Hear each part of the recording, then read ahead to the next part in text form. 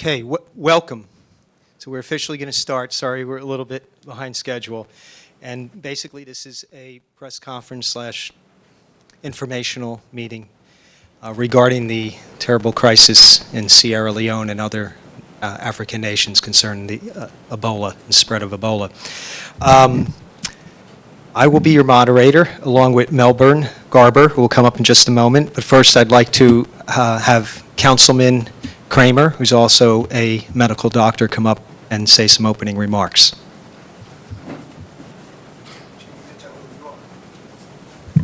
Thank you, Councilman Jim Vasanella. About 2 weeks ago, Fodi Manzare, a community organizer, contacted Councilman Vasanella and I to help facilitate this press conference about the Ebola crisis in West Africa. Councilman Vasanella has worked closely with the Sierra Leone community for years. I am the 3rd Ward councilman, and the largest concentration of Sierra Leone people in Franklin live in the 3rd Ward. Franklin has the largest dense population of Sierra Leone people outside of Sierra Leone itself. And in addition, Franklin citizens are from numerous other African countries, such as Nigeria, Senegal, Liberia, and Guyana. Guinea. According to National Public Radio, Ebola kills about 2/3 of its victims if not treated.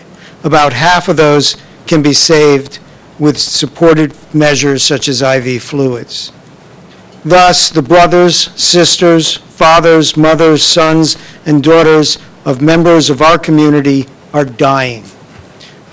As of a few days ago, there were more than 5,800 confirmed cases, with 3,200 of them in Liberia and 1,800 of them in Sierra Leone. Over 2,800 have died in all. If we do not act, the CDC says hundreds of thousands of people will die. That is what this press conference is about. Thank you for attending. Thank you, Councilman Kramer. And I can't stress enough that this is a crisis, and I didn't realize the number was as high as that, but many more people will die if measures are not stepped up to help prevent further spread and treat those infected already. So quickly, I just want to acknowledge Councilman Chase, who's a doctor of biochemistry, PhD in biochemistry, and very interested about what is going on with this situation. Right now, I think to get moving along, what we'd like to do is have remarks by a representative from Hope Salone, the organization. Is there somebody here, Dauda? Okay. And this is an organization, I'll explain a little bit about it, but basically a group that tries to unite efforts to help with various issues, and specifically this tonight. Thank you, Mr. Chairman. Thank you for giving me this opportunity to introduce Nabi Tawali, our chairman, to say something.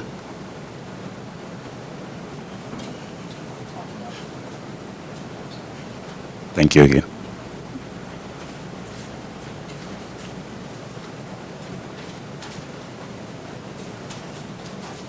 Thank you, everybody, for being here tonight. For those who doesn't know me, my name is Nabi Tarali, Chairman of Hope for South organization based in Somerset, New Jersey. I thank the Franklin Township for making this possible. Mr. Kramer, that I have the opportunity to work with closely for the past year. A few months ago, our countries have been devastated by the Ebola outbreak. We all know that. How families have been left to suffer, dying. Precious ones have lost their lives. I would like to extend my sincere, my sincere gratitude to the Franklin Township again. This deadly disease, like any other, should be believed treated as an enemy of the world, because it doesn't have no boundaries. It started somewhere outside Sierra Leone, and it is in Sierra Leone presently. Everybody, the whole world should hear our cry. Our people are suffering, are dying. We doesn't have no answer to that right now. Our government is trying their best. but it looks like it is out of their control.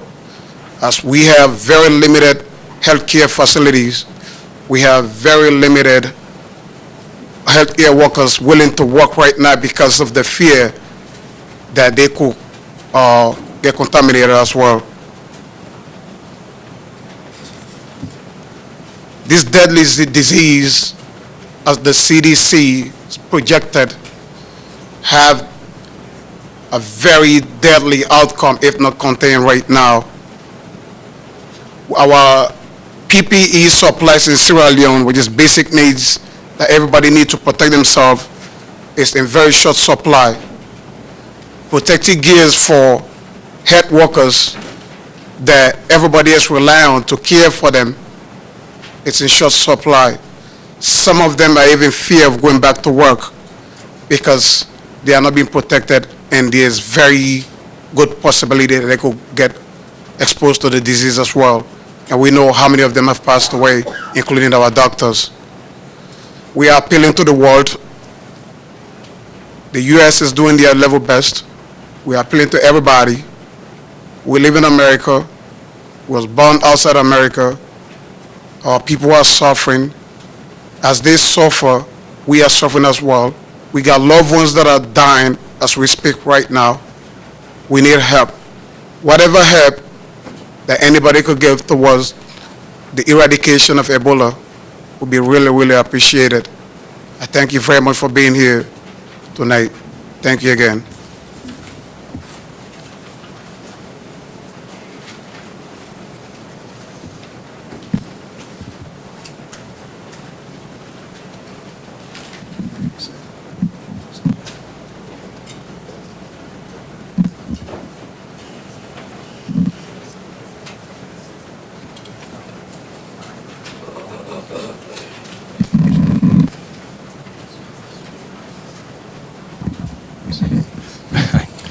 Thank you very much. I'm going to, Melbourne Garber, who's helping moderate this, would like to say a few words. And I just want to comment, I know that with all the terrible things going on in the Middle East and other, and natural disasters in different parts of the world, unfortunately, this has fallen off the radar a little bit with the news and the media.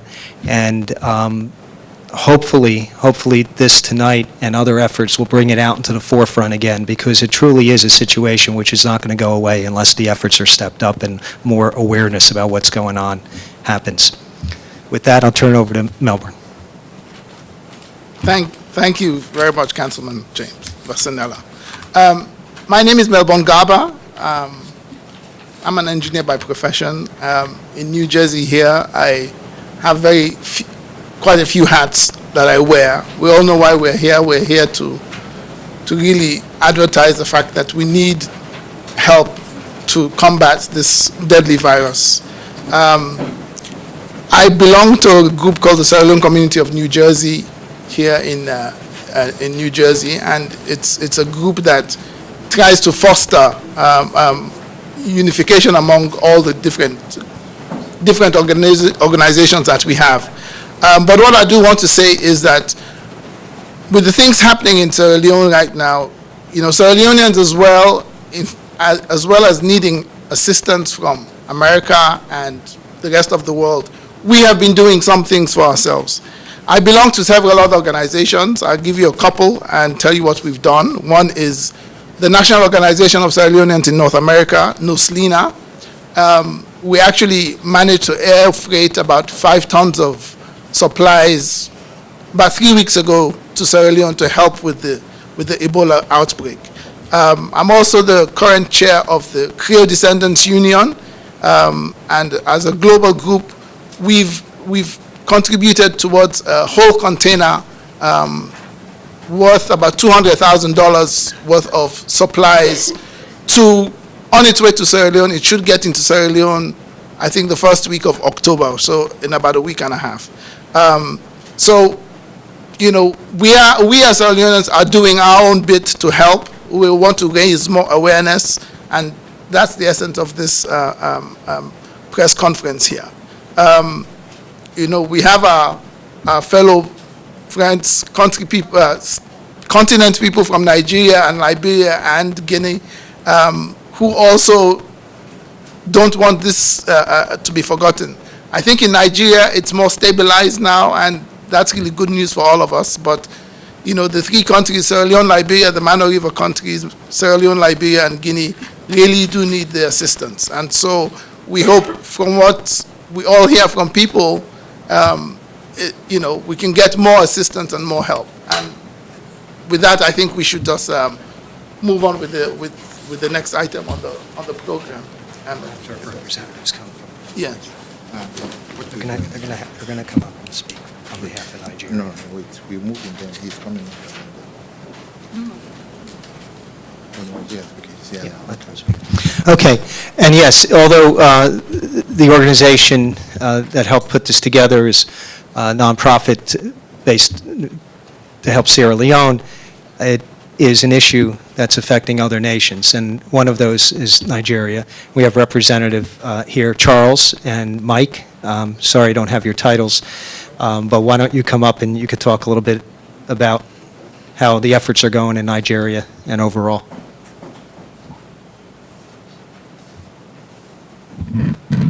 Councilman, ladies and gentlemen, I'm very, very happy that this issue came up and is being treated in Franklin. We recognize the importance of Sierra Leone in Franklin.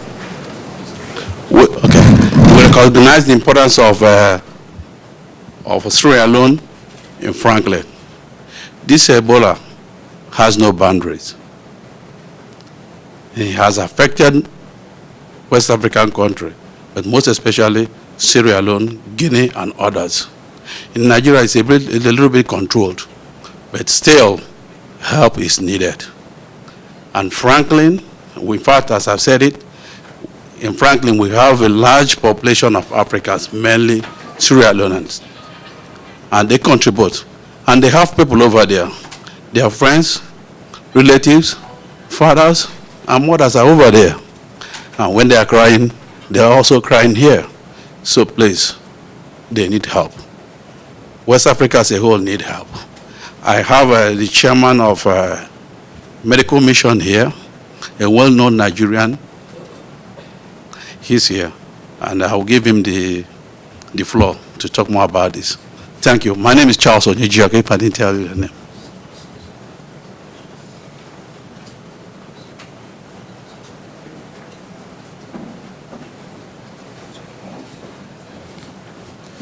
Thank you, Honorable Onyejioka.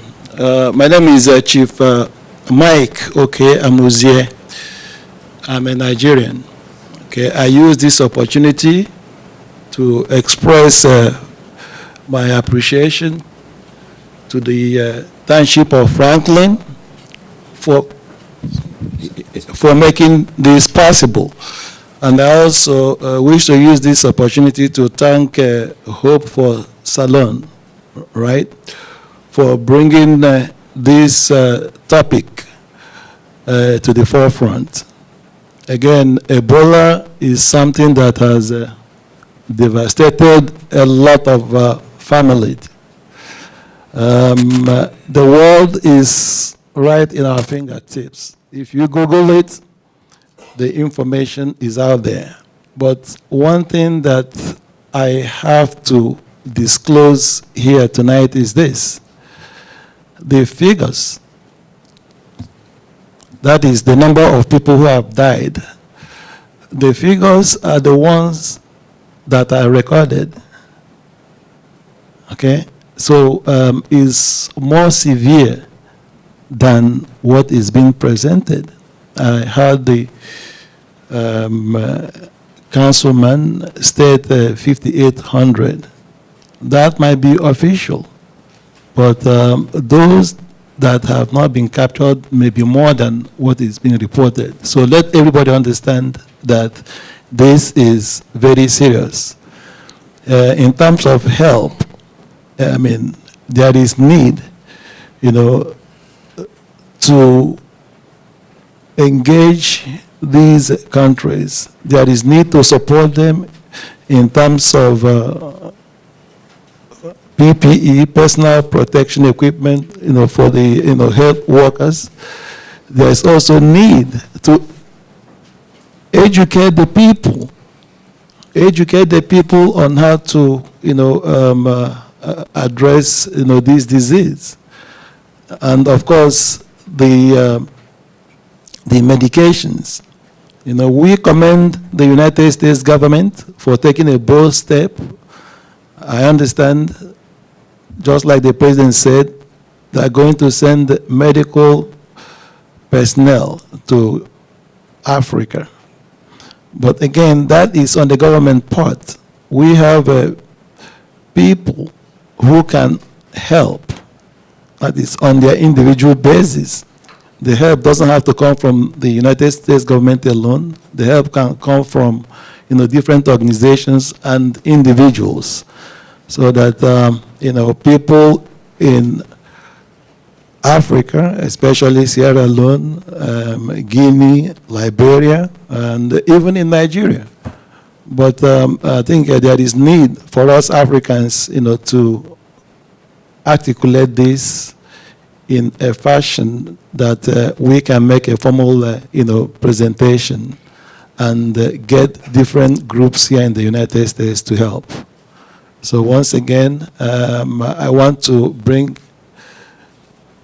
to the attention of the whole world that the case of Ebola is real.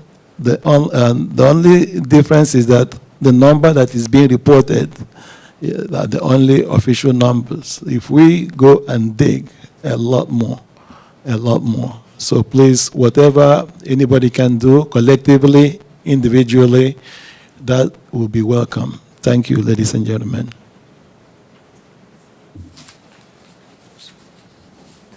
And that was a good point, although I'm sure government and other health organizations are trying to be as accurate as possible. I'm sure just by the sheer numbers involved and the fear involved, that there may be several cases of people either with the disease or that have died from it that are not even included in them. Not to take away from anything that the government is doing, but that's a good point. Okay, I'm not sure if there's a representative here from Liberia or Senegal that wanted to say any remarks. Okay, I told that there's one on their way, and we'll make time for them when they get here. Okay, we have some remarks from some community activists local to this area here, and I'm not sure what they want to talk about, but at some point, if some information could be given by the community activists concerning where and how people can help that are hearing this and will hear about tonight's press conference, that would be good. We're not here to promote any particular group, nonprofit, government, or anything else, but we do want to get the information out so people could choose whatever path they want in helping provide whatever they may be able to provide. Okay, so next we have Mrs. Inez, a local activist, and Sana Smith, if she's here also. But come on up, Ms. Inez. Or he, I'm sorry if I mispronounced it. Okay. Okay. Thank you. Okay. Good evening, ladies and gentlemen. I'm here representing the concerned citizens of Sierra Leone. And as you all know, or some of you might know, we came together around the 1st of August to address this Ebola crisis that has been deeply impacting our home country of Sierra Leone. And when we came together, we decided not just to look at it as something that is hitting Sierra Leone, but something that was hitting the whole African region. And at that time, I believe we made a statement that this virus was not a West African virus. This virus was something that had a potential of becoming a global epidemic, and that if the world did not pay attention to Ebola, there was a very high chance that very, very soon we were going to be dealing with Ebola in the United States and different parts of the world. On September 4th, we had a rally in the city of Newark. At that time, we talked about how the rally was a cry for help, a cry for the world to pay attention to Ebola. I believe that some of our cry has been heard, but we all know there is still a very long way to go. The government has put numbers out there as to how they're helping us in combating this disease, as to how many people they're sending to different parts of West Africa. But I think we all have to sit down and examine everything and see that when these numbers are thrown out there, how much of these numbers are actually impacting the people that need the assistance that is needed. The government tells you we're sending 3,000 people to West Africa. How many of those 3,000 people are actually on the ground in West Africa helping? The government tells you we're sending millions of dollars to this part of Africa. Do we examine how much of those millions are actually going towards eradicating this disease? I remember when that question was asked in Washington. A lot of that money was said to be going to personnel's, their education, or trying to get them over there. When you really examine the numbers, what they're telling you is not really what's going on. We really need to take a deeper look into the numbers. We are trying in our own little way to do whatever little we can. As they say, charity begins at home. If we who are from those areas of Africa are not concerned, how do we expect the rest of the world to be concerned? We are trying not to do it on our own. We're trying to make this an effort from all of us who are being impacted, not as Sierra Leonean citizens, not as Liberian citizens, not as Nigerian citizens, not as Guinean citizens, but as concerned citizens as a whole. We need to come together. We need to make it a unified effort. We have been collecting, different personal protective equipments. We actually contacted the CDC. We contacted World Health Organization, because if we're getting all these things, we wanted to see how fast we can get it to the regions that it's needed. Well, unfortunately, the CDC could not help us. World Health Organization could not help us. And we're not a big organization, so we couldn't air freight things, because the price for air freight is very, very expensive, and we couldn't collect the amount of funds needed to air freight. So we have resorted to shipping. Shipping at least takes 4 weeks to get to these regions. So this weekend we have 50 cases of gloves leaving for Sierra Leone. Unfortunately, they would not get to Sierra Leone until late October. By then, how many more people would have died? That is a question. We as concerned citizens can get these things together, but we need the help to get them over there faster. Therefore, we're asking for everyone to please pay attention. Please see how you can help us, and let us all help each other. Thank you.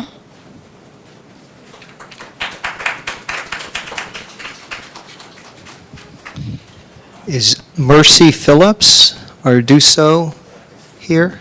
Okay, some other activists within the community want to say a few words. I see Mr. Joe Danielson, who came in a little while ago, so chairman of our local Democratic Party, in attendance, and let you know and the other council people arrive. Mr. Deuce, yes. Okay, so if you want to talk about anything, but specifically how maybe people can engage in helping. Okay, thank you. Good evening, everybody. Good evening, everybody. Don't be too sad. I know it's a sad situation, but if we're too sad, we won't be able to help. Okay. I just want to say thank you all to Fode Mansare for inviting me. I recognize my elder here.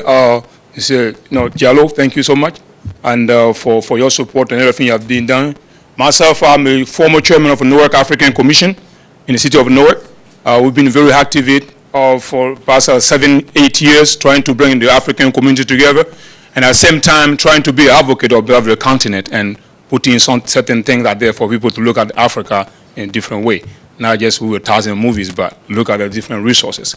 The Ebola, honestly, this is a very terrible situation for the continent as a whole, because and it really came in a bad time, where the United States of America is talking about doing business with Africa, and then here's the Ebola. So it really crippled the entire economy.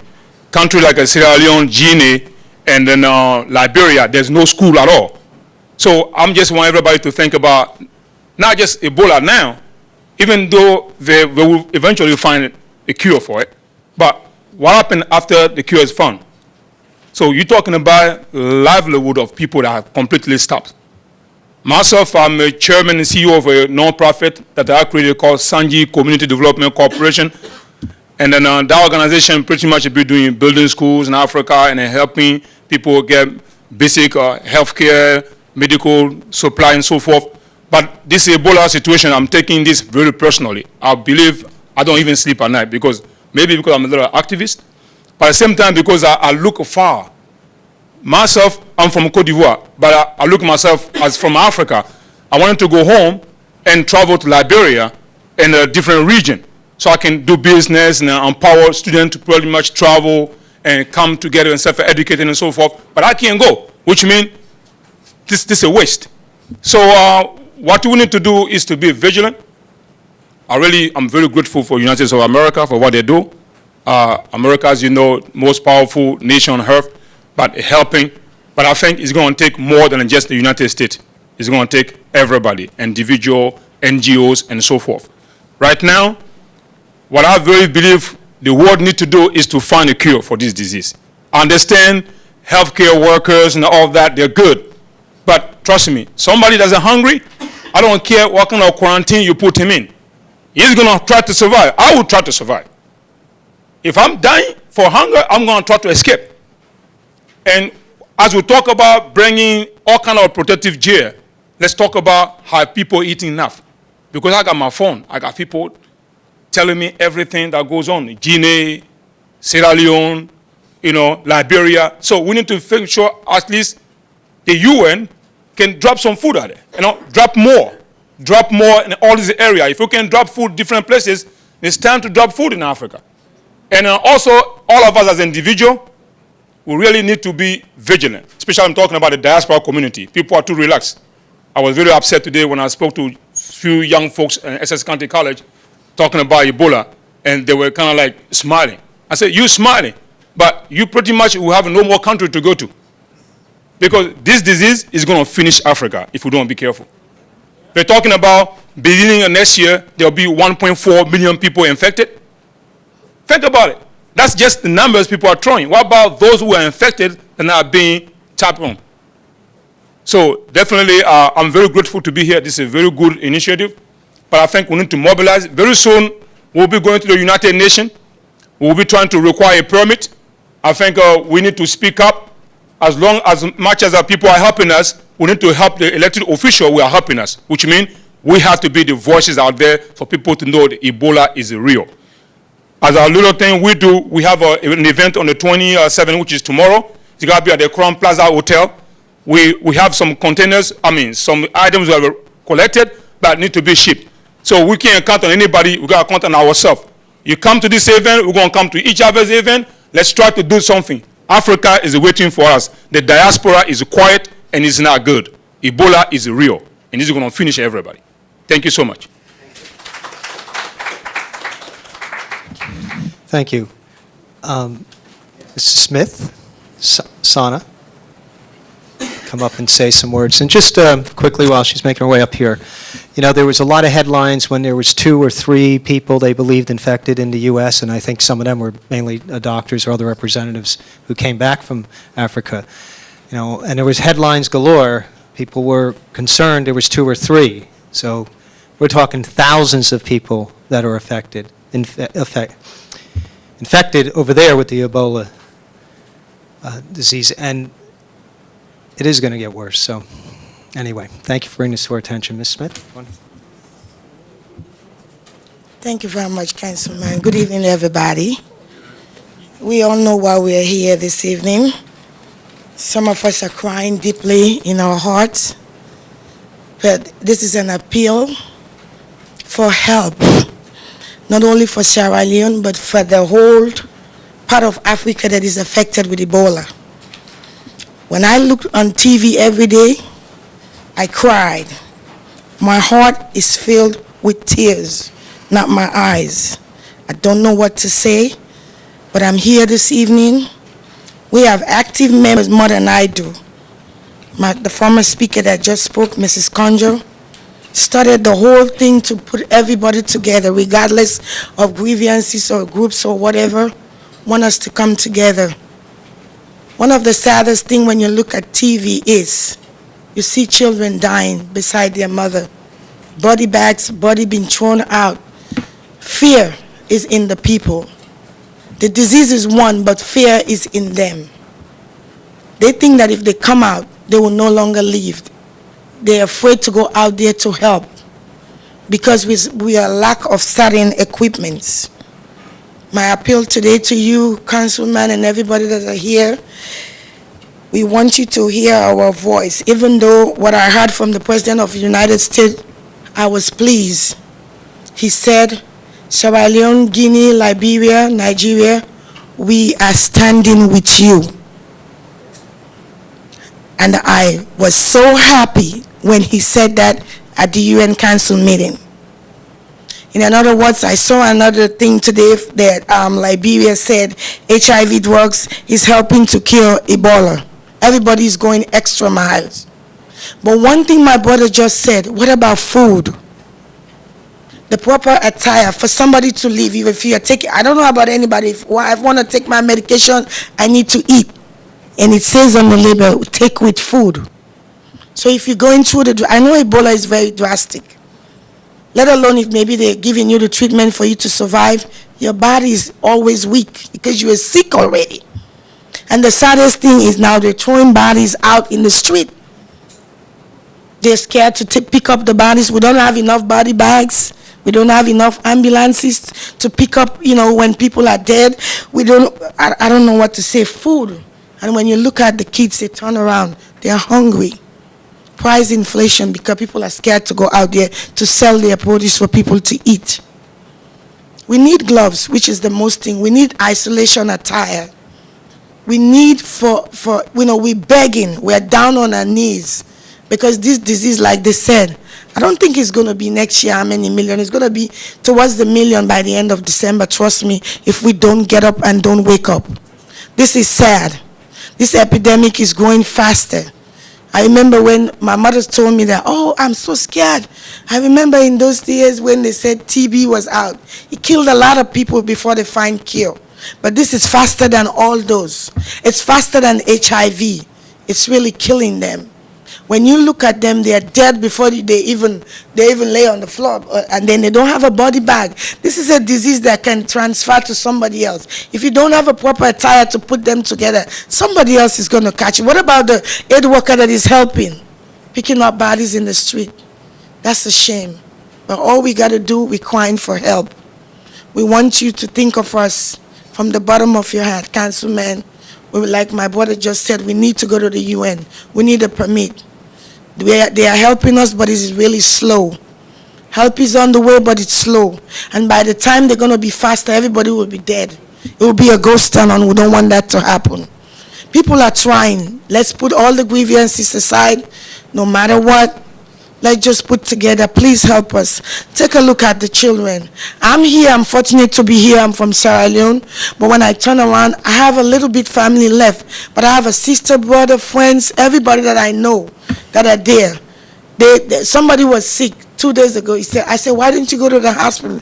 He said, there is no hospital. You go out there, they're going to grab you saying you have Ebola. Turning out to see my brother-in-law took him to the hospital in Benguima. He had constipation. He's going to die from that constipation because fear is in him to come out and say something is wrong with me. So please, I'm appealing to everybody. Councilman, this is Dr. Kramer listing. This is a cry for everybody. When you look at Guinea, people fight because, like you said, they're hungry. They cannot go for treatment because they are hungry. And then they are complaining. Somebody said to me today, you have noodles in America. Why don't you put it in boxes so we could eat them? That's true. But how am I going to get it there? I can get gloves. I can buy from my own money, from what little money I make. How is it going to get there? I know, for the grace of God, some people will look at you and say, here, eat. But how are they going to be treated? So we are appealing. We need help. To eradicate Ebola is not just to talk about it, to do something. And faster, not slowly. We need so much, like everything, needles, pins, whatever you can give us, we will accept it. Thank you very much, and God bless you.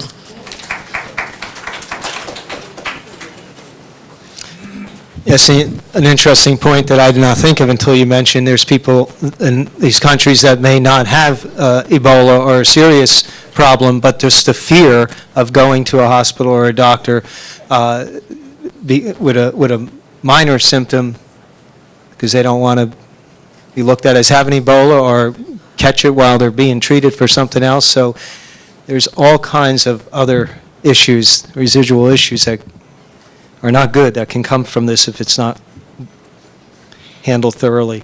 Okay, moving along, was there any other representatives, community activists, or community representatives from any of the other nations that wanted to speak, that were here this evening? Okay.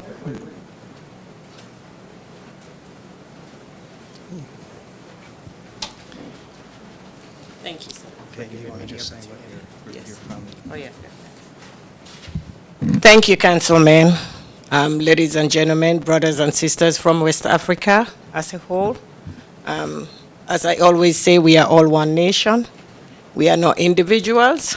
We all got to come together to fight this deadly virus.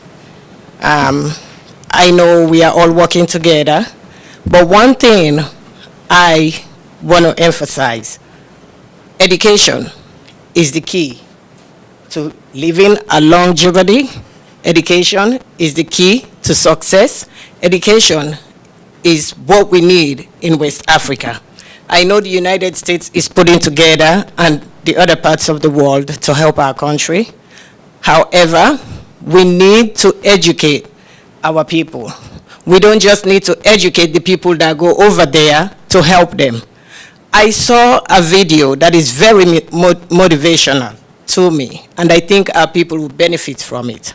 It's from a nursing student from Liberia, whose family, 4 of them, she lives with them at home, contracted this virus. And the stigma of going to a hospital in West Africa now is escalated. That even she called, or the father went for to go to a hospital, was denied access. What the student did was amazing to me. And if we keep passing this out, educating our people, they can even survive at home before getting to the hospitals. I was amazed. She used bags. She used her own protective things that it's unimaginable that she used. And her parents and her cousins all survived. Education is the key. We need to educate these people in Africa. As simple as, hand washing, putting on gloves, this information needs to be passed to them. They don't know it. Why is it that in the United States, England, and all around the world, we are being in service as healthcare workers every now and then, repetitively? It's the reason why is for us to get the information. When you keep educating somebody over and over and over, they'll get it. This virus came and impacted Africa. They have no knowledge about it. They are trying on their own. They don't know what contact precautions are. But if we educate them what contact precaution is, they will get it. It would not spread as it is. Another thing that I think, Africa is full of mosquitoes. We're talking about contact. We forget that the country that we live, mosquitoes can transmit, one virus to another person by biting. We are worried, where is it coming? It might not be contact. The dead bodies in the streets of Freetown, Liberia, Guinea, Nigeria, might be transmitted by mosquitoes. I travel every year except for this year. And when I go, I had a mosquito tent that I bought from United Nations that is in my home that I'll put down so when I come back, because I'm a healthcare worker, I come back safely. If those tents can be given again by United Nations, we are pleading to our people, that would help. Don't forget the #1 transmitter. Now we forgot about malaria that is transmitted by mosquitoes, but these mosquitoes are biting these people, laying down there, the cups that are not picked up on time. They are transmitted it to other people. I don't think it's just transmitted by contact. Let's don't forget that. Another thing I want to say, food. I believe our people are dying more from hunger than the Ebola virus right now. And the numbers that have been calculated are not fair because most of them are dying from hunger. When I call and I talk to people out there, what I hear is, we haven't eaten. I want to applaud our president of Sierra Leone for the 3 days lockdown because I hear very positive information coming out of it. But people also died from hunger, from not eating. So when we want to implement these interventions, I think we should provide for the people because they don't know, They don't even have, they barely have nothing. Even water, it's not available to them sometimes. So we're crying for all these helps if they can help us. And let them don't forget the children of Africa. School has come to a standstill. After the Ebola virus, when we finally contain this disease, we are crying to the world to bring out measures for these kids. They are the future of Africa. If we educate them, Africa would be built together. Thank you. Thank you. And I'm not an expert, but from what I've been reading for months and what we're hearing tonight, obviously medical supplies, protective gear, clothing for healthcare workers seem to be of utmost importance. Food, I've heard also, and was obviously stated several times tonight. Again, we're not here to promote any particular group.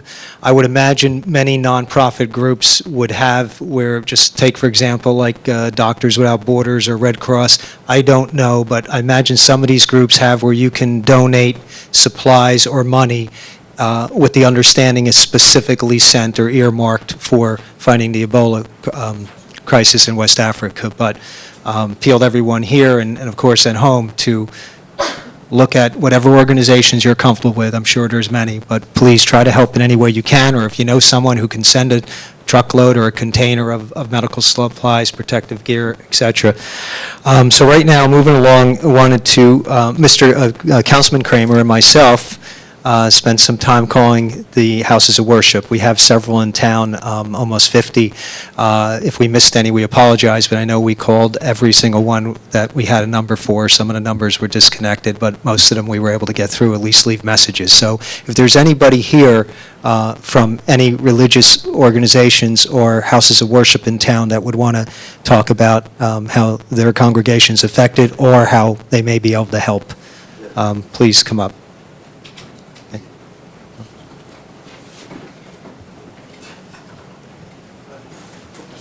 And in a little bit, we'll be having a question and answer session, time permitting. So if you do have any questions, just hold on a bit. Oh, is there another community? Okay, I apologize. We have one more community activist, organizer, and I'll let him introduce himself. Thank you. Thank you, Councilman. Good evening. My name is Pavi Jallo from Sierra Leone. Thank you for the opportunity. There's really no greater challenge that our region faces today than Ebola. This is bigger than anything you can imagine. All of the speakers have already shared this information. We need to continue to agitate. We need to think about what we must do as a people to ensure that we can return back to normalcy. Nations are suffering, people are suffering. If you think back 300-400 years ago with the bubonic plague in Europe, wiped out over 25 million Europeans. 25 million Europeans. And this is in an age where those individuals back then really did nothing to deserve this. People in Africa did not cause this on ourselves.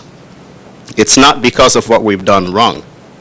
It's part of the ecosystem. These things do occur. But as a people, as a nation, as an entity now within the United Nations and civilized people around the world, it's our responsibility to step up now, to bring about the resources that our people need, to bring about solutions that can make the necessary changes to bring about healthcare and peace among our people. Our people are poor. This is absolutely accurate. But again, some of the speakers I shared earlier, listened carefully to my colleague here, Doso, some of the things he mentioned. Our economies were really progressive. In fact, Sierra Leone was listed as the second fastest growing economy in the world just 6 months ago. And think of the things that have happened since then. Everything is at a standstill. Our economies are not only at a standstill, in some cases retrogressing at this point. It's our responsibility as civilized people to come together, and as Africans in general, to agitate over these issues, to agitate and think of what we must do now, not tomorrow, but now to, again, bring about a solution to these challenges. Again, there's no greater challenge that our people face today than the scourge of Ebola, and this has to end. There's some things that individuals have said that Africans are doing. Some of these things are our culture. They're based on what we are used to doing when someone passes away. They're things that we do. Again, I mentioned the bubonic plague in Europe. People walk around back then with flowers in their noses, thinking that that will eliminate the bubonic plague and save them. People wrote on their doors, "God have mercy," believing again that the plague will go away. It will not go away just by that. Our people are very faithful people. We believe in a higher being. But as a people, as individuals, as society, the civilized society that has the resources to help, we need to step up to the plate and provide those solutions. Another speaker, previous speaker, also mentioned hunger. Yes, at some point, Ebola will end. But then what happens to farming? 70% of our people are farmers. They're not farming today. They should be harvesting their products within 2 months from now. They will not be able to do so. Are you ready to provide us the resources that we need to hopefully, once Ebola ends, to provide food that our people would need? We are working in various organizations across the United States and indeed across the diaspora to bring about solutions, to prepare for some of these things that will happen. Our people are not going to school now. Huge challenges in a number of areas. Infrastructural development is at a standstill. Multinational corporations are not only stopping their participation in our economies, and some are rolling back, and that's a challenge. That's certainly a challenge to not only the countries that are impacted in West Africa specifically, but also to your economies, to the international economy. This is an international issue, and from our standpoint, as important as the issue of ISIS is, this is our ISIS. And the longer we wait, the more challenges we will have. A previous speaker also mentioned earlier about the possibility of this going airborne. The more it mutates over a certain number of years, that possibility exists. Scientists are really not clear, absolutely unclear of how Ebola really works. We're really managing at this point. As we all know, there's no vaccine and there's no cure. Those individuals who have survived are those that are fortunate enough to have reported this early on, and physicians are doing all they can to really help them survive. And by the will of God, a good number of people have. And we hope that continues. But the plea is here. The plea is here for you and all of us to really do what we must do immediately. This is not about tomorrow. This is not an opportunity for us to get together and try to come up with projects, if you will. This is something that must happen immediately. We need to step up as soon as we can. Again, I mentioned that this is not the fault of our people, but think of the looming hunger. Again, 70% of our people are farmers. They are unable to do so now. In our own little ways, we are all providing resources for our individual family members. People are sending money. Western Union is profiting today because we are sending money to our people in Africa. But what can you do to help us go to Western Union and provide some of the profit that they're making to assist our people back home? Those are things that we must consider now. Again, not tomorrow, not in a conference room somewhere. These challenges exist. Again, it's a global problem. It's not strictly a West African problem. We all travel all around the world. During the period of the bubonic plague, there were no planes. But it was that disease transferred from one region to the other, from the Mediterranean through Asia, and again, killed over 25 million Europeans. We do not want to allow that to happen to West Africa or Africa as a whole, because it will expand here. It's our problem today. It could be your problem tomorrow. I thank you for your time, and I look forward to hopefully ending this issue immediately. Thank you. Thank you. And we have two more important speakers, and then we'll see what else we can squeeze in. But I wanted to make sure that Dr. Victor Facundo came up to update us on immigration and the United States Agency for International Development concerning the Ebola crisis. Thank you, Jim.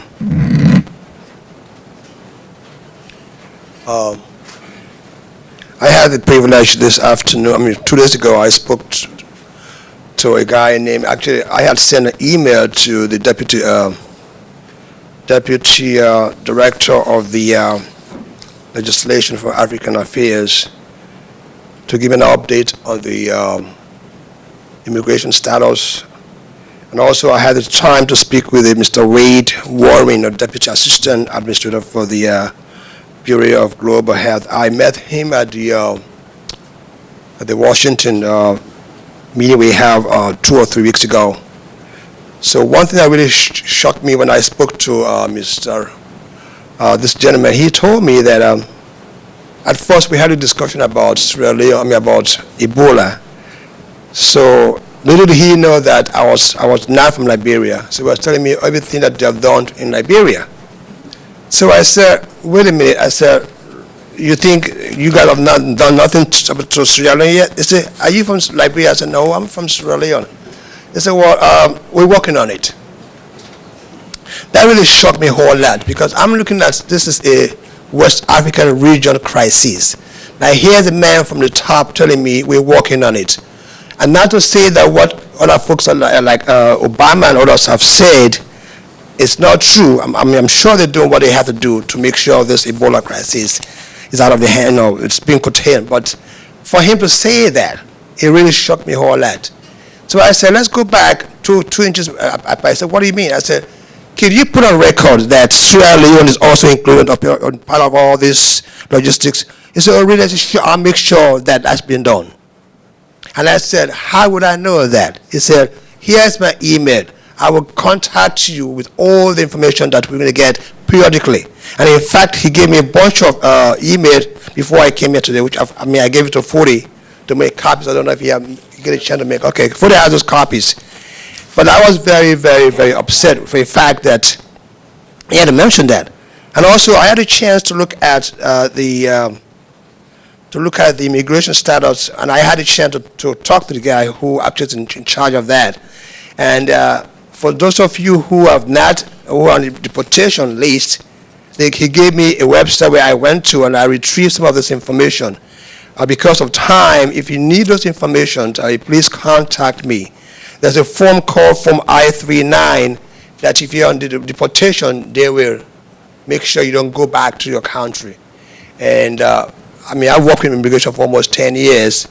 I know how to fill those forms. So if you need to help, we need help with that, please contact me, and we should be able to go through that.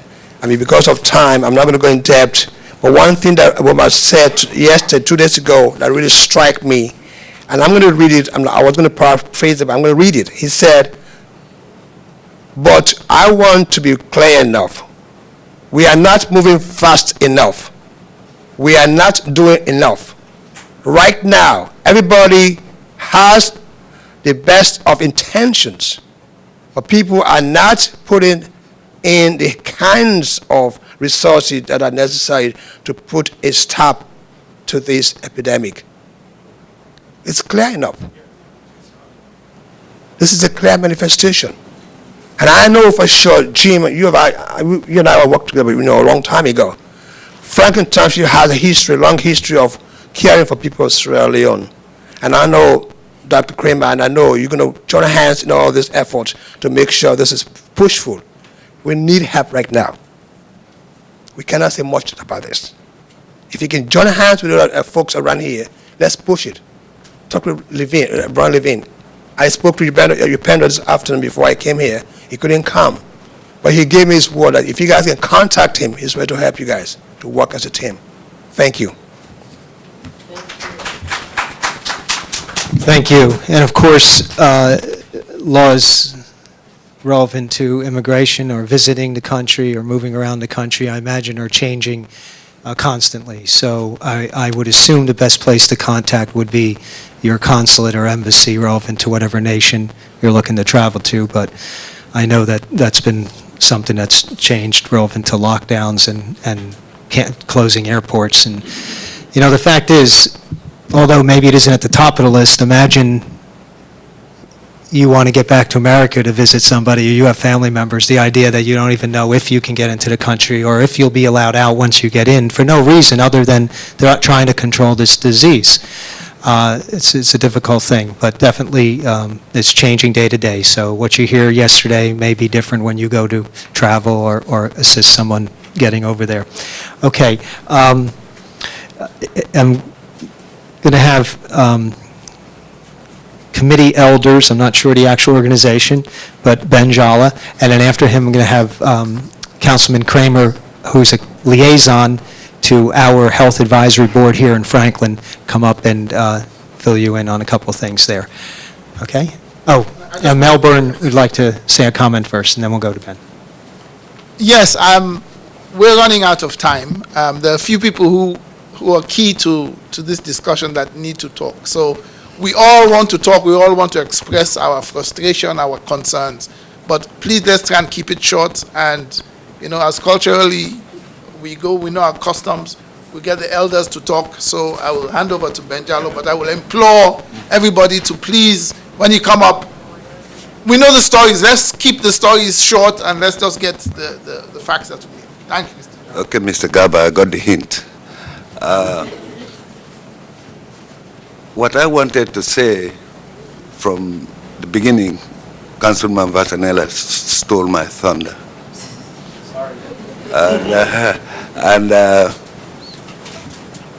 People throw all these numbers about how many Sierra Leoneans live in the Somerset area.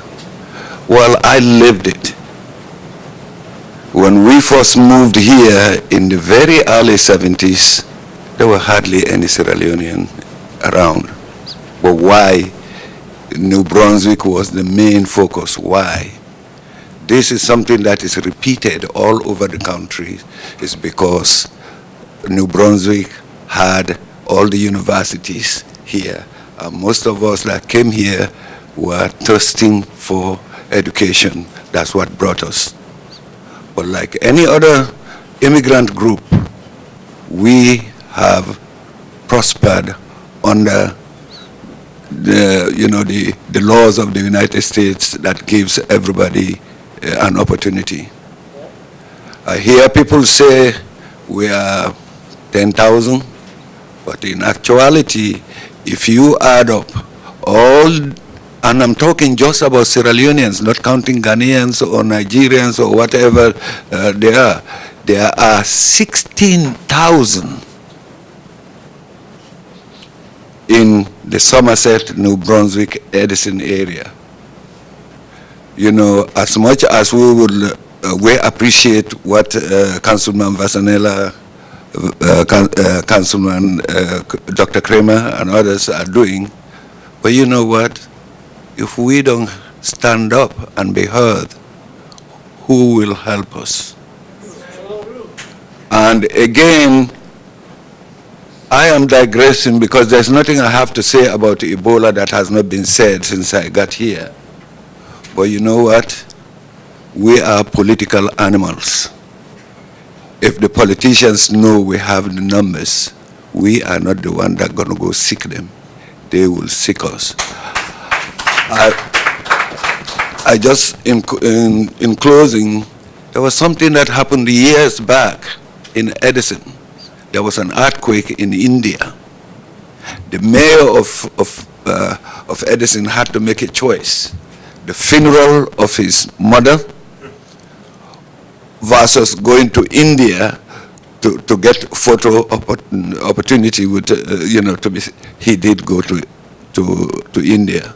I rest my case. Thank you so much. Okay, you have Councilman Kramer come up for a moment, fill us in. So apropos to that statement, someone earlier had talked about a team. Part of our team is the Somerset County Health Department. Franklin employs them to be our health department. You may notice that no one is here from there. That's for a couple of reasons. This was all planned within a week and a half. The health educator had a previous engagement, and the director of the Somerset County Health Department left a few days ago for Sierra Leone to help out with the crisis.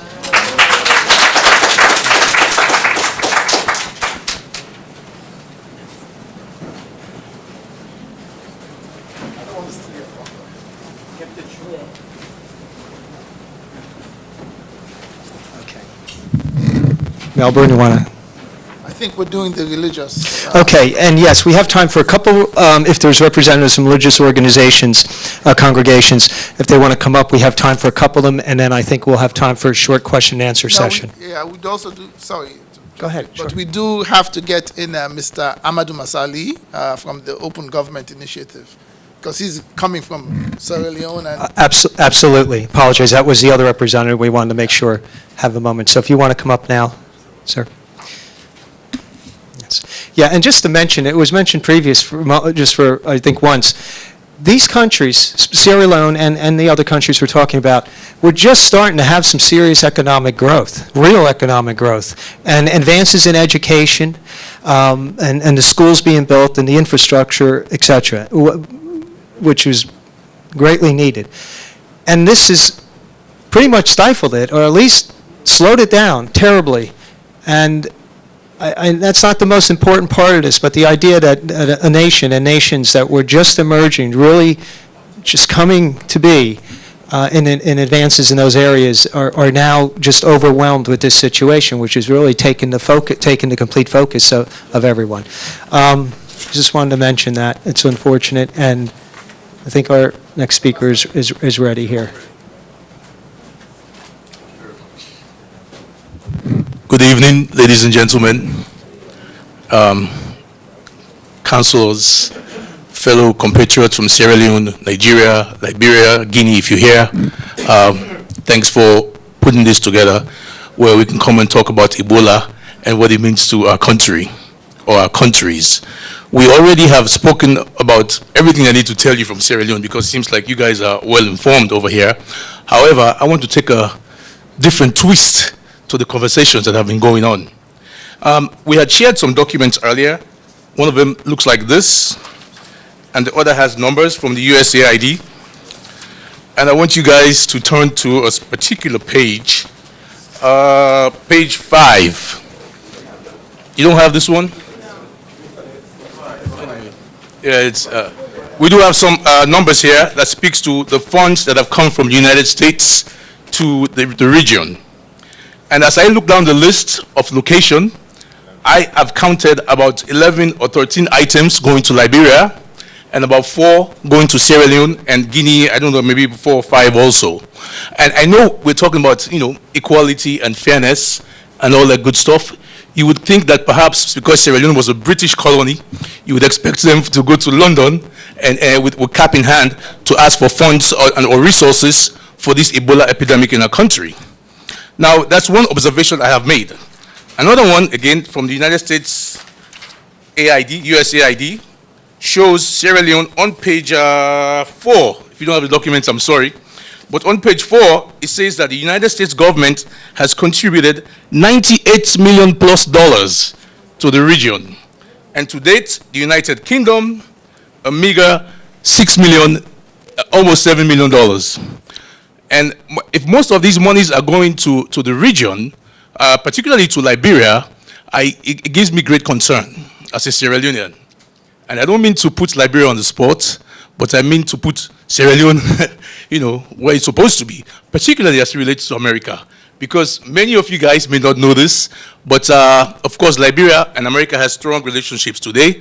But I'm here to offer a different line of thought with regard to relationships between Sierra Leone and America, which in my biased opinion is even stronger. It's even stronger than what the Liberians offer. So some of us may have heard of Bonds Island. It's a little island in Sierra Leone, 17 miles deep in the river, Sierra Leone River, which is the largest natural bay in the continent of Africa. From 1670 to 1808, it operated as a slave castle. So many, many, many strong, healthy Sierra Leonean men and women were taken from there, brought to South Carolina and Georgia. Yes. Rice farming. Rice farming, because we had those skills. The rice industry was the first successful industry in the United States of America. So we helped to build America, Sierra Leoneans. Also, we impacted the history of this great United States when the Americans and the English met in France to sign the Treaty of Paris. Because Richard Oswald, the British man who owned Bonds Island, he used to send slaves from Sierra Leone, directly from Bonds Island to South Carolina, Charleston, and they were sold by his partner called Henry Lawrence, who sold these slaves from Sierra Leone, and he was paid 10% commission. Well, over the years, these two guys got rich, very, very rich from selling Sierra Leonean slaves. Well, there are other countries, of course, but I speak here as a Sierra Leonean. Yeah? So, the point I'm trying to make is that when the British and the French, the British and the Americans met in Paris, Americans were pretty mad. They didn't even want to talk to the British.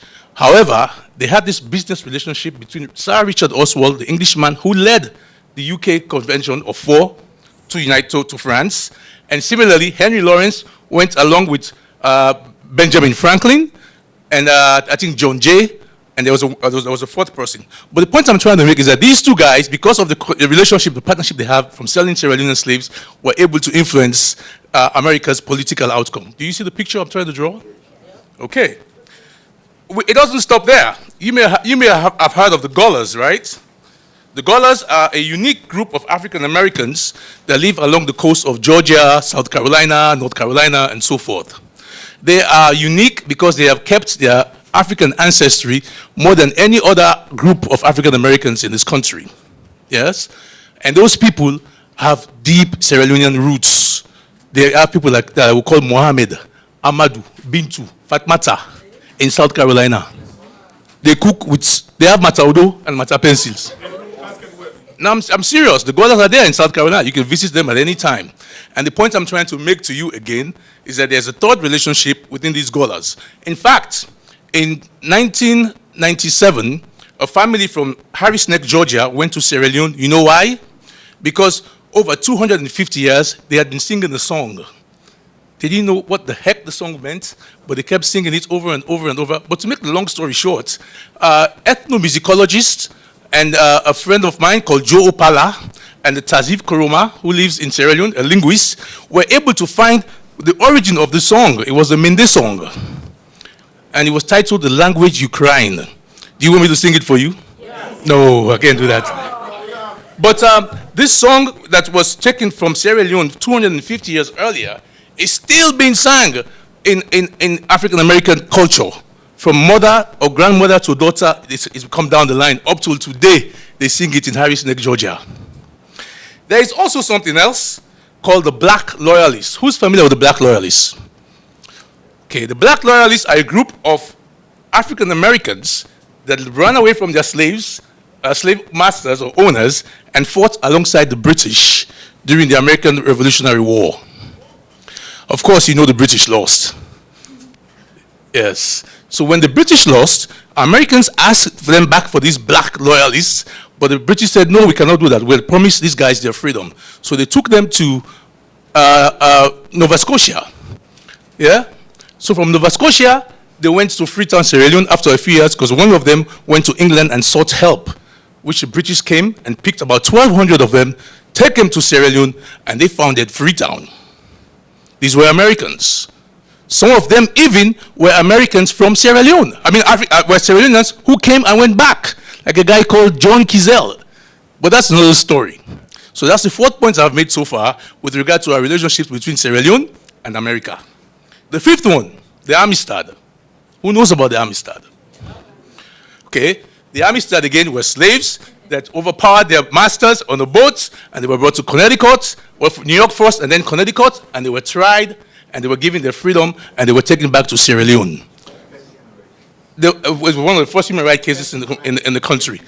And it was the one that brought the abolitionist movements together. There were many different abolitionists, everyone doing their own thing, but this particular case brought them all together, and they took them back to Sierra Leone. And it also started the missionary work. You guys know of missionaries? The missionaries were the groups of Americans who went back to Sierra Leone and taught people in the provincial areas. They also founded Albert Academy. I know this is very interesting, and you know. Well, I'm almost done. Yeah, we're running out of time. I'm almost done. You should let me talk earlier. Yeah, now we stole my thunder. I can't go anymore. But anyway, Amistad again brought the mission. That's why I'm trying to speak fast too. The missionaries went to Sierra Leone and formed a relationship that's been going on forever. Yes. And last but not least, you've heard about DNA Sierra Leoneans or DNA Nigerians or DNA Liberians. Well, to date, 1/3 of all African Americans that have done their DNA test points towards Sierra Leone, either through the maternal line or their paternal line. So I'm making these points to tell America, am I on TV? I want Barack Obama to see this too. That America should be focusing not only on Liberia, but also Sierra Leone, because as I have proven, we can show that we have a strong relationship by far than any other African nation. And I say this amicably, with no threats. Thank you.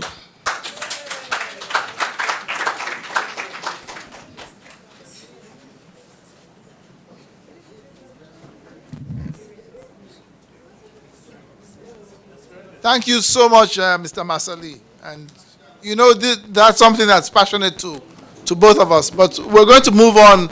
We're going to ask from the religious groups, and we're going to ask Bishop Kuyate to come and say a few words, please. I'm not too sure if we have Alhaji Savage, but we'll ask Bishop Kuyate to say. Good evening, councilmen and ladies and gentlemen. I promise you I'll be very brief, very short, just like a miniskirt, enough to cover the subject matter.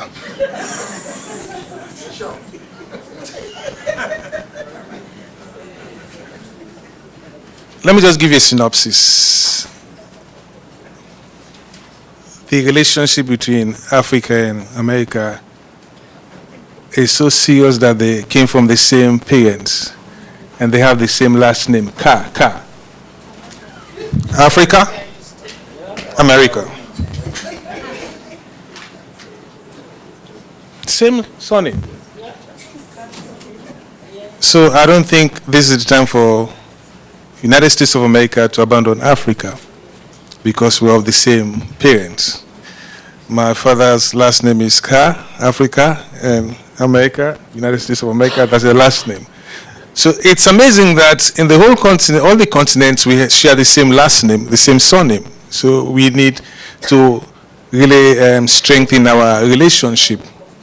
But I want to say one thing, that is, it takes a village to raise a child, but charity begins at home. And I want to encourage us as Sierra Leoneans to make sure we demonstrate patriotism first within ourselves, then others will come and help us. Unfortunately, I want to encourage you, Christians or Muslims, in order for you to be patriotic and to be a citizen of the kingdom of heaven, we as religious leaders must be able to teach our followers what they call patriotism. A good citizen of the kingdom will also be a good citizen of the country. So I'm encouraging each one of you sitting down under my voice today. If you have a leader who is not patriotic, who does not want to build a bridge of unity and success, walk away from them. And united we stand. And greater things we shall do. Thank you. Thank you. Okay, we're going to have a quick comment by Abdul Gabasi, which is a representative of another religious organization. And just as I mentioned earlier, we did reach out, according to the list that the town has on file, to every congregation in town they want to attend. And just let you know, we had thought about taking more time and planning it and getting some more representatives and having a more fluid program, but we felt it was essential to have it sooner than later. So sorry if it's gone a little bit long or seems a little choppy, but we felt that timeliness was the most important issue here with getting this information out. So, Mr. Gabasi, and we'll be wrapping up with a representative, a minister from the government of Sierra Leone. Thank you very much, Councilor Fasanella, and the entire councilor and mayor of the Franklin Township, and also to this august body.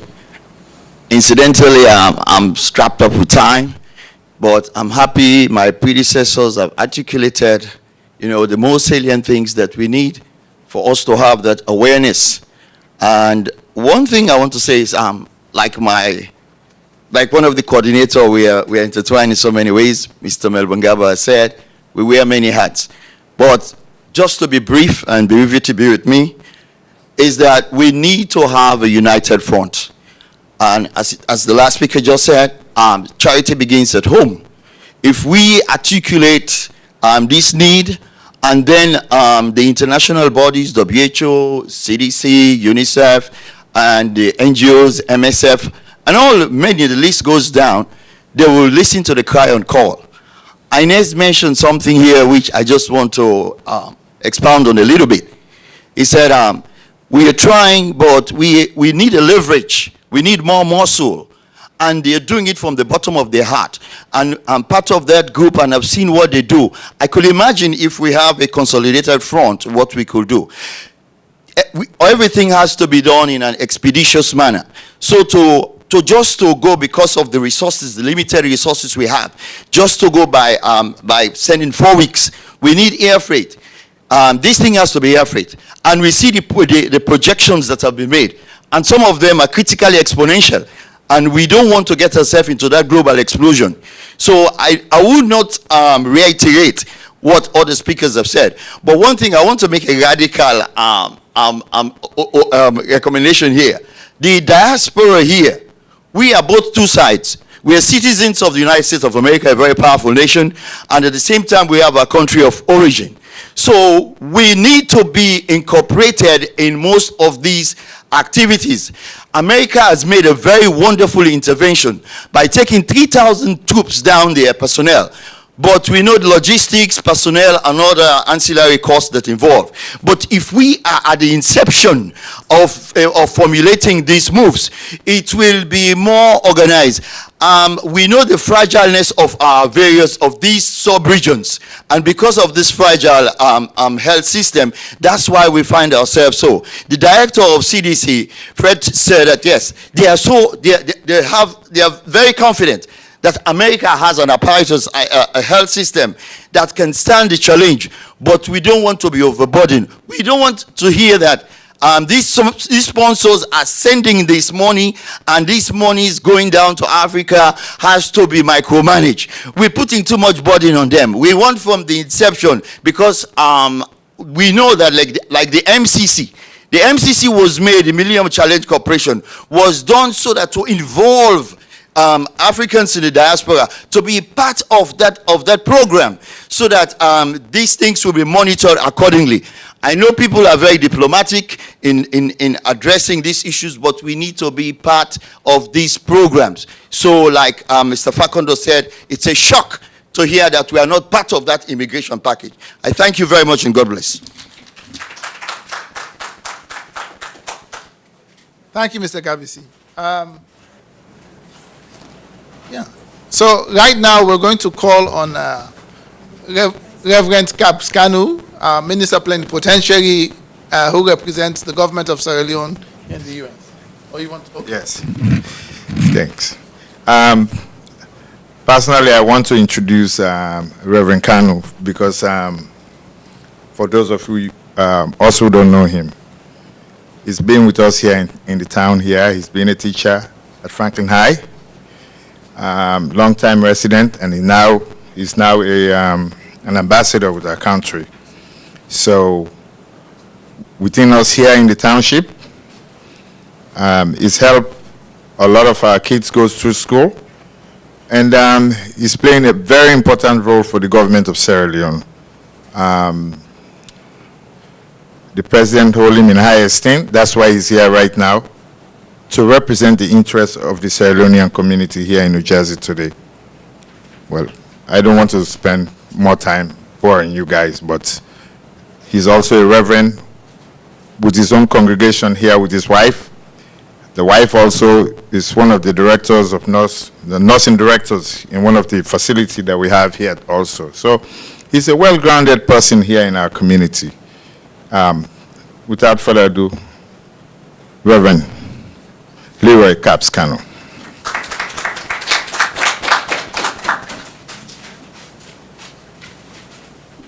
Thank you very much, Mr. Fedemansere, for that introduction. And then thank you for coordinating these events. You know, it is some of these events that we need to be able to let the world know what is going on in our country. You know, we were unfortunate to be hit by Ebola. Well, it's not that we are a careless country or a country that doesn't care about nation building.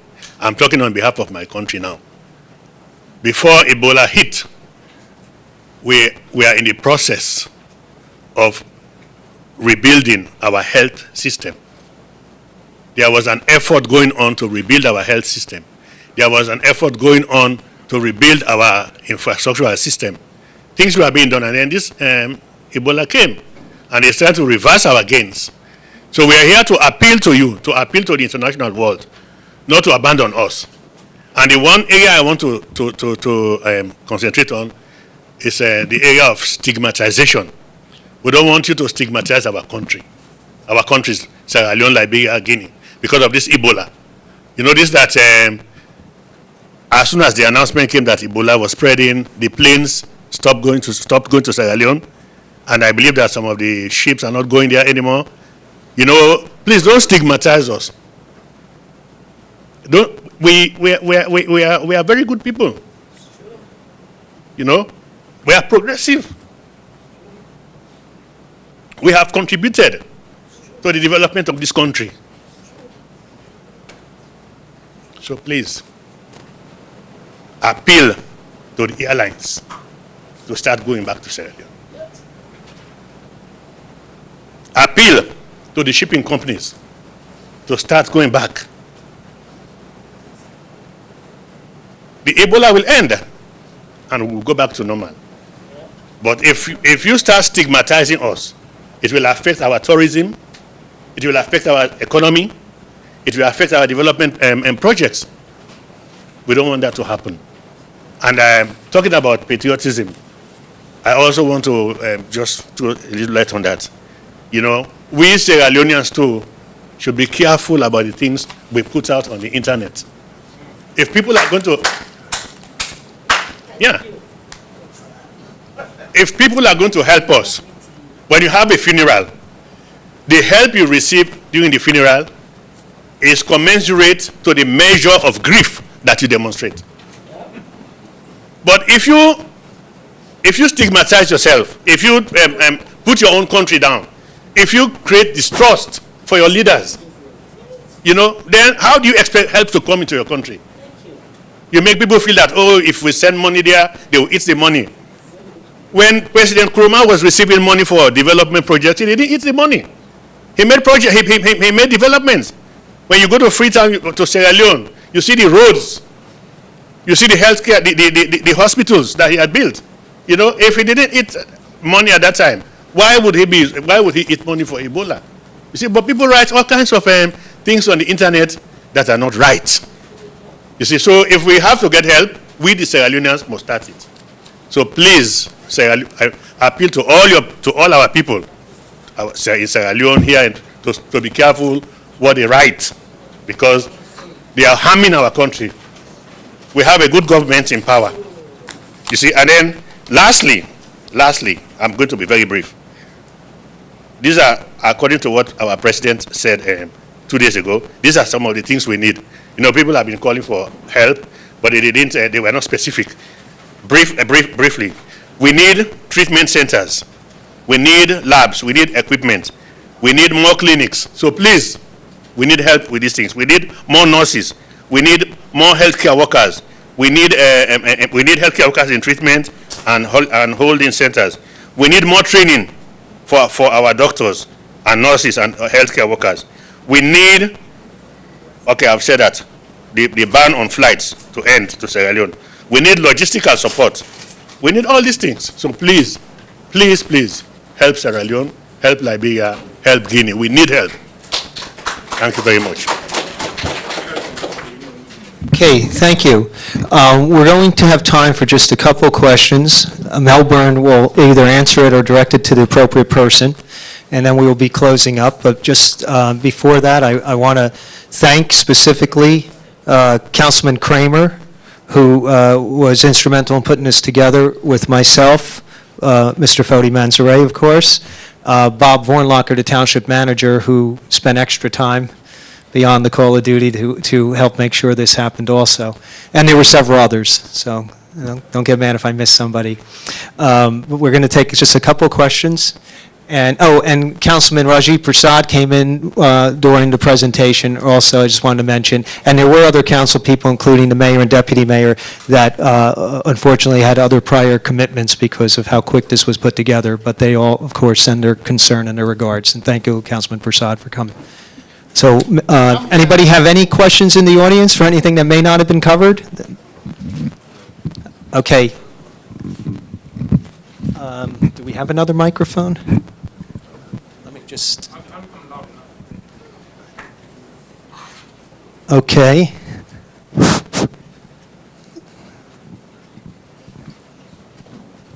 Sorry about that. Thank you very much. Go ahead. Yes, all along I've been very concerned about medication. So because I'm a little bit confused, a few weeks back I was going to the United Nations to start to organize a rally and make a lot more noise. And I was told that no medication was on the way. People are bringing medication. But I'm kind of a little confused. I would love to have some type of clarification. Are there medication right now, vaccine or serums, take care of people? That's what I want to know. Thank you. I'm not too sure if I can answer that, but when you say vaccines or serums, because there isn't really a vaccine for Ebola right now. Are you talking about non-Ebola vaccines and serums? I'm talking about the medication that were given to 2 doctors that were cured. The ZMapp. So I don't care if the Zimo, I'm just want something. Yes. Is there anything happen for people? That's what I'm telling you. I don't want sugar coating. No, understood. Yes. Yes or no, so we're going to start to build a fighting mood. That's what I'm saying. Yeah. Well, I think we probably need to be in the fighting mood. But what I do know is that GlaxoSmithKline in the UK have started testing being done for a new vaccine for Ebola. And the goal is, whilst the tests are being done, they are actually manufacturing the vaccines, and the goal is to by the end of the year to have 100,000 of those vaccines ready to see if it works on the volunteers who are doing it. That's as much as I know with regards to that. Oh, okay. But next question, yes. Hi, I'm Bill Bowman. I'm from the Franklin Reporter and Oh. Advocate. If Could you just hang on? Oh, sure. No, my mistake. I gave him, let him ask first. About the vaccine? Yes. Oh. Okay. Wanted to say something about the vaccine. Well, I don't have a great deal of knowledge. The vaccines are being developed, but it takes years to develop them, so there's no large amounts, only test amounts available now. But there are things like essentially sterile saline fluids. It's important to keep replacing liquids, bodily liquids, and that can help keep people alive. So I think that's what's being sent in the way of medications. Perhaps she knows more. Sorry, there's a question. There's a question from over there. Thank you. Yes, sir. Yeah, sure. If people want to help, what do they do? If people want to help, there are organizations here, as we had a few of these, the community activists who spoke. So like Inez Conjure, she can give you, you can talk to her. She definitely will tell you how you can help. Okay, I'll take 2 questions and then that's it because we do need to go. It's 9 o'clock. Oh, the doctor. Not Dr. Kramer, the other one. Yeah. Dr. Chase. I have a question for you, Dr. Chase. Hi. Do you want to talk to him afterwards so we can finish off, please? Because the question relates to what he was just saying about fluids and stuff like that. I want to ask. Ma'am, why don't you use the microphone so everybody can hear? I'm not. Sure. Okay. I just want to ask you, sir, because what I saw on TV today about the HIV medication helping to kill the Ebola, is that true or is that the right thing they're doing? Because Dr. Logan, as he called himself on TV, said, I'm not going to wait for the U.S. or any first world country to tell me what to do. I experiment myself because the vaccine itself is going to take very long. Just like, you said, it's not like it's going to be there next month. So I'm just curious to know if that's going to be a little effective or I don't know, or not quite sure.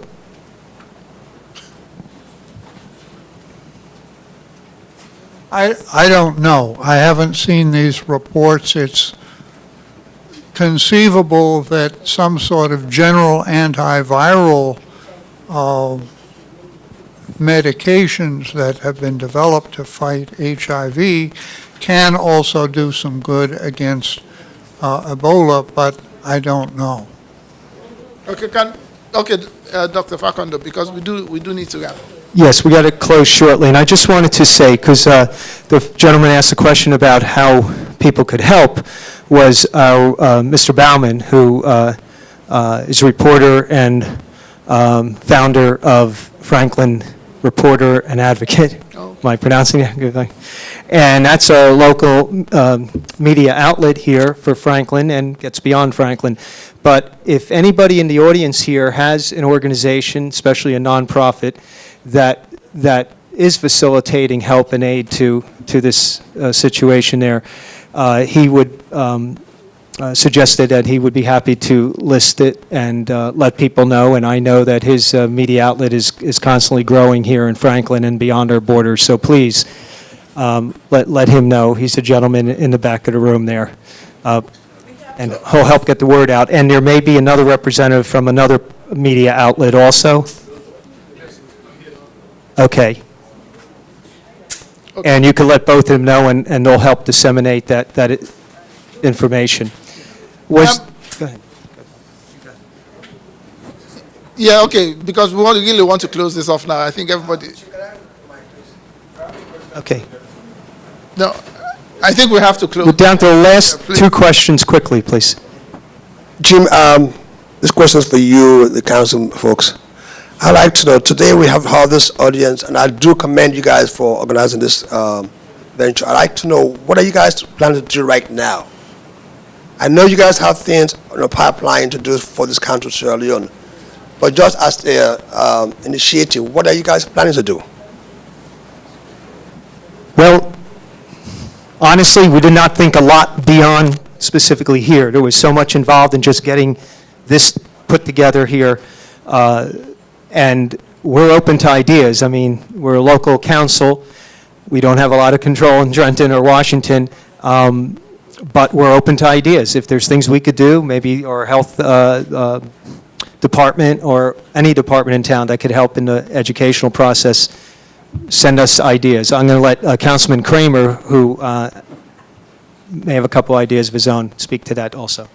Well, just one thing that the health department will be doing or is capable of doing, they have some brochures for the Sierra Leone community talking about how to protect themselves with travel, how to be able to, if they have guests or if they're traveling there, how to protect themselves. They do have certain materials for that, and we can facilitate the dissemination of that information. But I think, as Councilman Vassanella suggested, this has all been put together very quickly, and our energy has gone to tonight, and we need to start working on the future. Okay. One last question. One question to you is, what can you do to help us have a community center for Sierra in these areas? What can your office do for us to have a community center in this Franklin Township for Sierra Leoneans?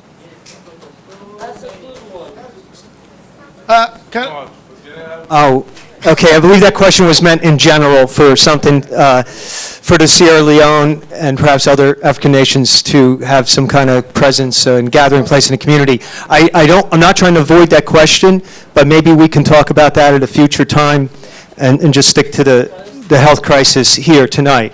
But that is a very good question, but if we could deal with that at another time, I'd appreciate it. All right.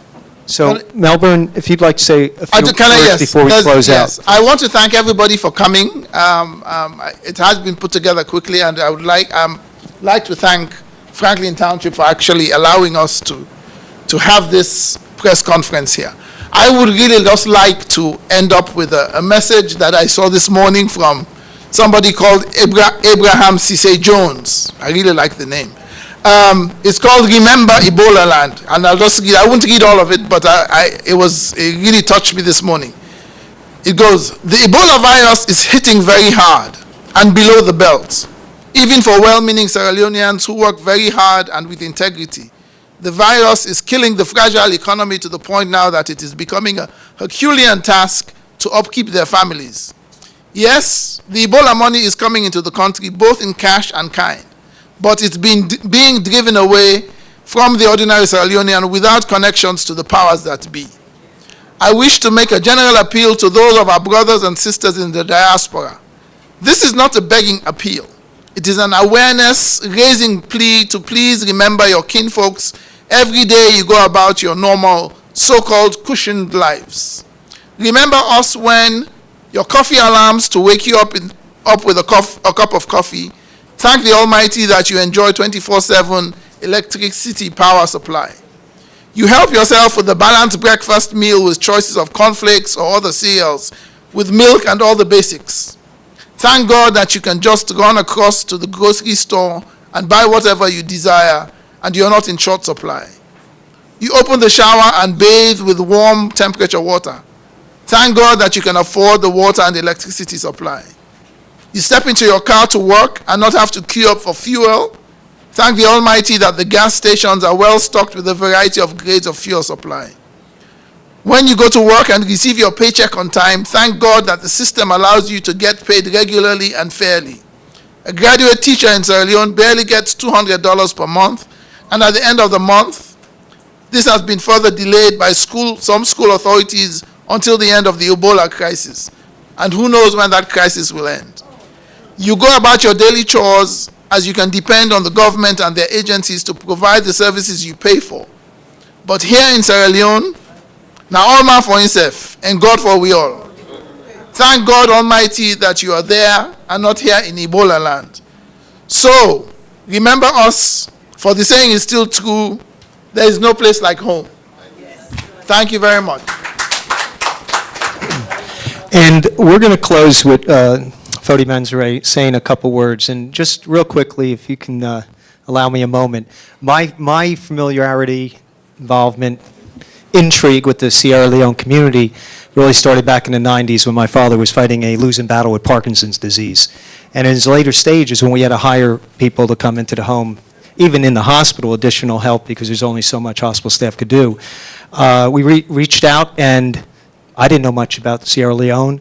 I knew a little about the geography of West Africa and other countries, Liberia, Nigeria, other ones that were there too. But when we did have people come and be as healthcare aides and nurses, the most loving, caring people were from Sierra Leone and neighboring countries. And for those out there now, it's time for us in America, whether you're born here or born in West Africa and live here, to help them, care for them, send care workers there, help them the way that they've helped so many sick and dying people, especially in our immediate area here. Thank you. Thank you, Jim.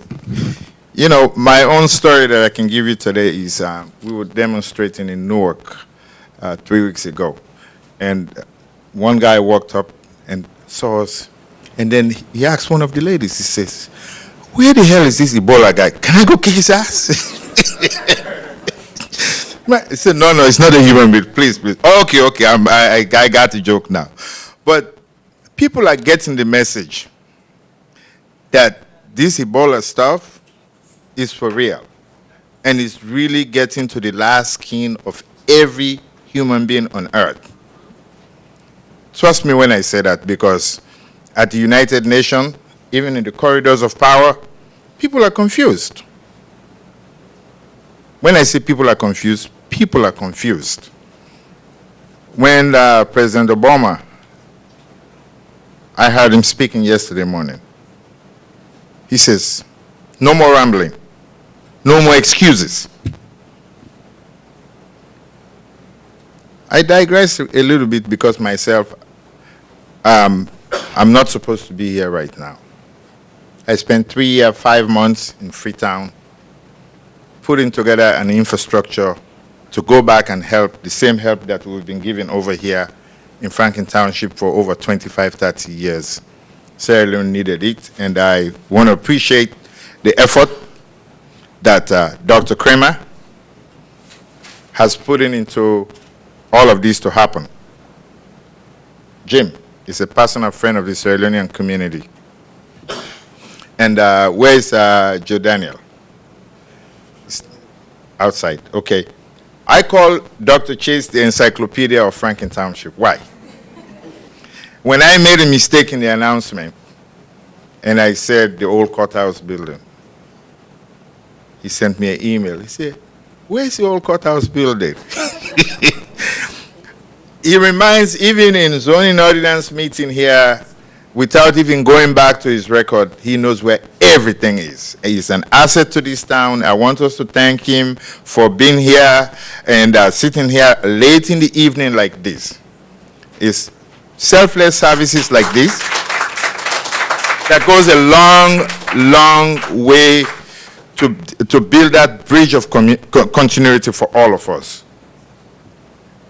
Franklin Township, for me, is home, away from home. And when I write, I always say I'm from Franklin Township, Somerset, New Jersey. From the bottom of my heart, I said I'm a Sierra Leonean, but I'm born, bred, part of this township. My kids were born and raised right here. So we have a generation of family. When we say we are 16,000, Mr. Benjalo brought that issue up.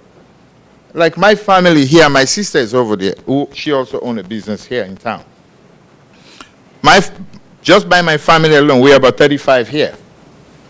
And every other family here, Mr. Benjalo and the other family, the extended, I mean my kids, if I'm going to go and vote, I'm not talking politics, but I'm talking politics.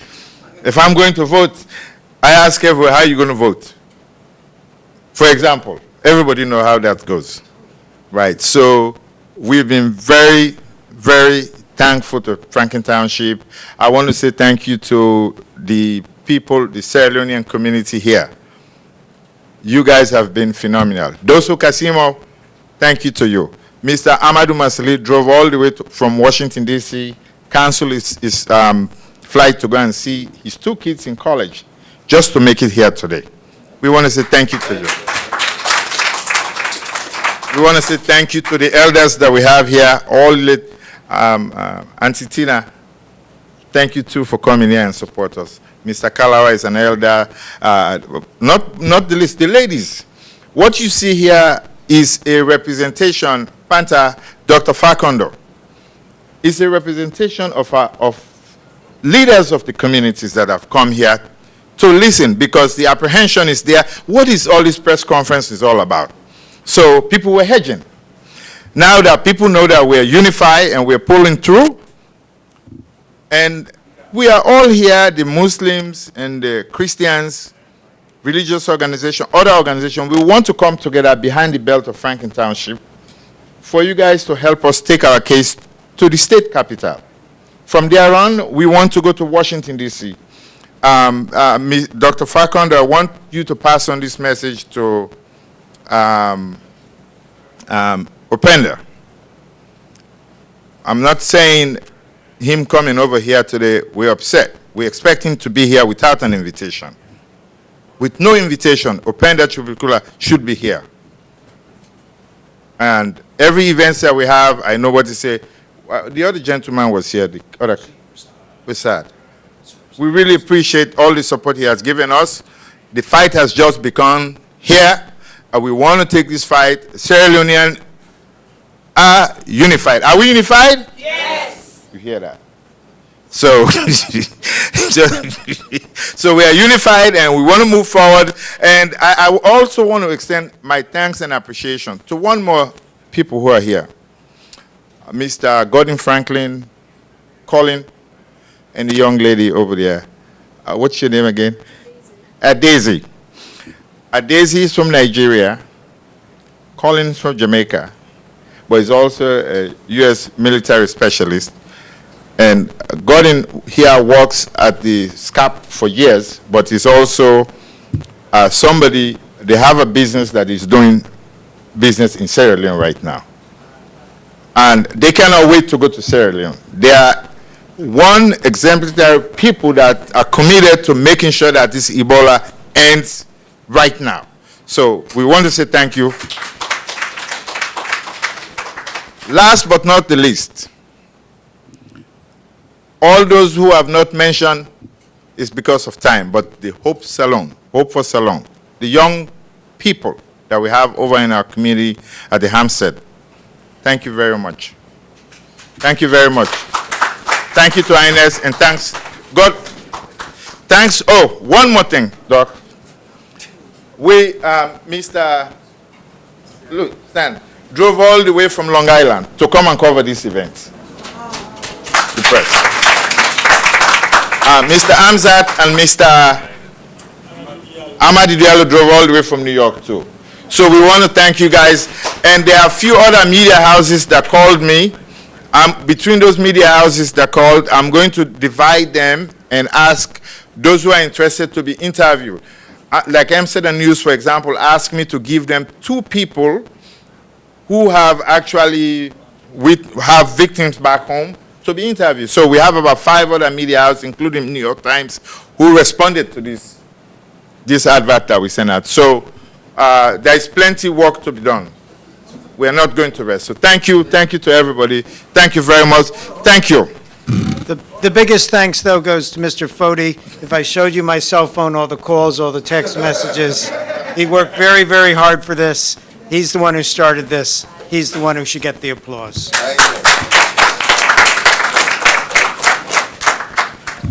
Thank you for coming tonight, and that officially ends tonight's program, and we will keep you informed of any future programs. Thank you.